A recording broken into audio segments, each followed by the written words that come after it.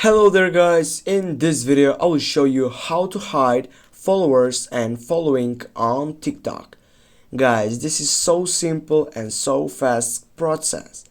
Firstly, what you need to do is just simply pumps up on your right side by clicking on the three dots icon.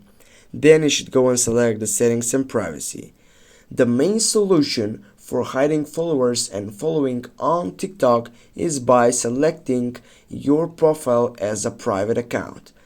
What I need to do right now is just go on the privacy section, and here as you can see my account is not private right now. I need to go on the first side and go for turning on selection. Right now my account is private, and now I have hide my followers and following on TikTok. Thanks guys for watching. Don't forget to hit that like and share the video. See you soon guys.